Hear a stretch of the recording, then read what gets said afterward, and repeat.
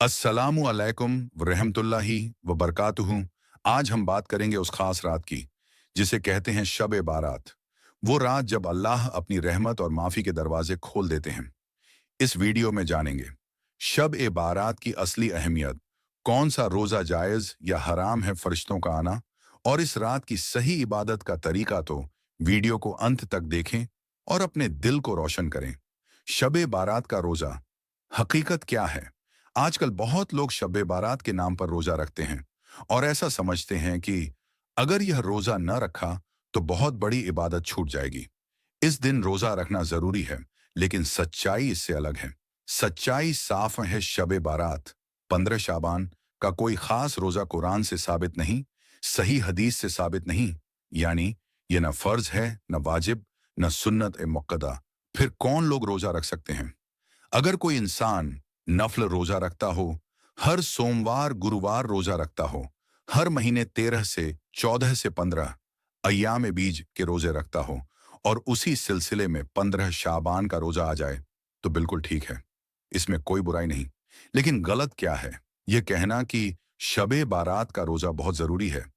इस रोजे का अलग सवाब तय है, जो न रखे वो गुनहगार है। ये सब बातें गलत और बढ़ा चढ़ाकर कही हुई हैं। सही सोच क्या होनी चाहिए?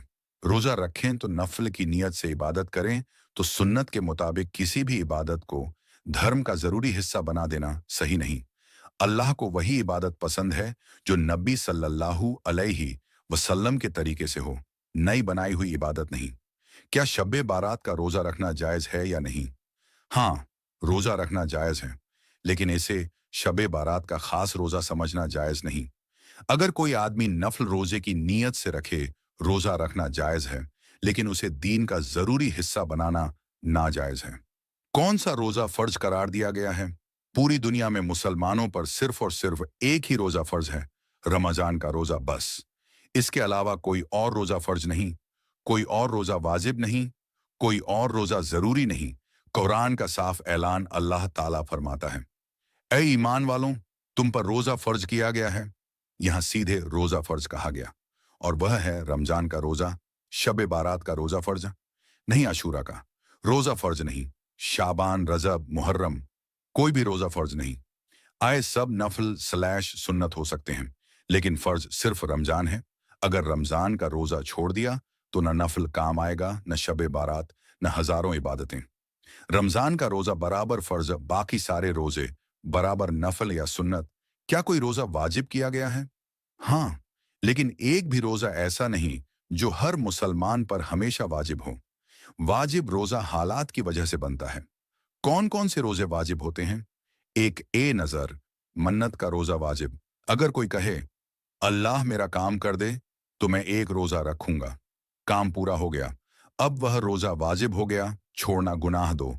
कजा रोजा वाजिब, अगर किसी ने रमजान का रोजा जानबूझकर या मजबूरी में छोड़ा तो बाद में उसकी कजा करना वाजिब है। 3, कफ्फारा के रोजे वाजिब कुछ बड़ी गलतियों पर। रमजान का रोजा जानबूझकर तोड़ दिया, जिहार जैसी गलती, तब लगातार रोजे रखना वाजिब हो जाता है। क्या कोई खास तारीख का रोजा वाजिब है? नहीं, शबे बारात, आशूरा, 15 शाबान, किसी पीर जुमेरात का रोजा कोई तारीख अपने आप में वाजिब नहीं। फर्ज रमजान वाजिब, हालात से नफला। अल्लाह की रजा से कौन सा रोजा रखना हराम है? ईद के दिन रोजा हराम। एक, ईद उल फित्र, रमजान की ईद, ईद उल अजहा, कुर्बानी की ईद। इन दोनों दिनों रोजा रखना सख्त हराम है। नफल हो, मन्नत हो, किसी भी हालत में नहीं। नबी सल्लल्लाहु अलैहि वसल्लम ने फरमाया, इन 2 दिनों में रोजा रखने से मना किया गया है। 2 अय्याम तशरीक, 11, 12, 13 जिलहिज्जा। हराम ईद उल अजहा के बाद के 3 दिन, इनमें रोजा रखना हराम है, सिवाय हाजी के खास मामले के। 3, हैज, मासिक धर्म और निफास में रोजा हराम। औरत अगर हैज में हो या बच्चा होने के बाद निफास में हो, उस हालत में रोजा रखना हराम है।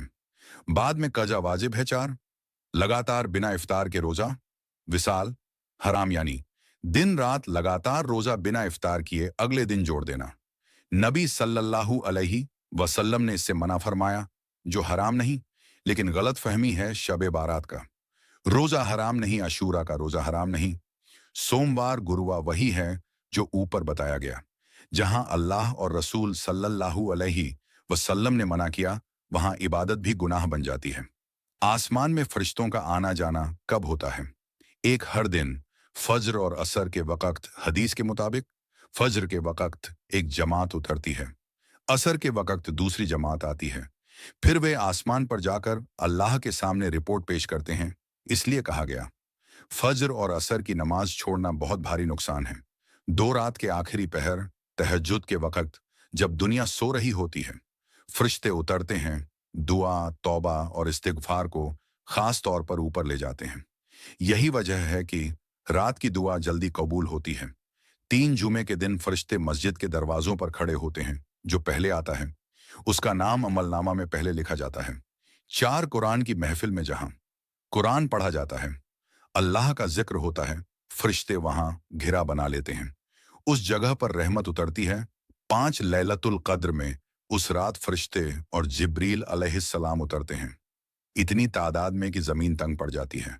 फरिश्ते हर जगह नहीं आते, वहाँ आते हैं जहाँ नमाज, कुरान और अल्लाह का ज़िक्र होता है।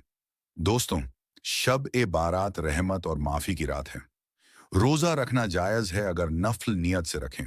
फरिश्ते उतरते हैं, दुआ और तौबा ऊपर ले जाते हैं। मुर्दों के लिए दुआ करना फजीलती है। और याद रखें, असली इबादत दिल से होती है, न कि दिखावे से। अगर आपको यह वीडियो पसंद आया तो लाइक, शेयर और हमारे चैनल ऑल हुज़ैफा को सब्सक्राइब ज़रूर करें। अल्लाह आप सबको इस रात की रहमत और माफ़ी से नवाजे। फिर मिलते हैं अगले वीडियो में। खुदा हाफिज़।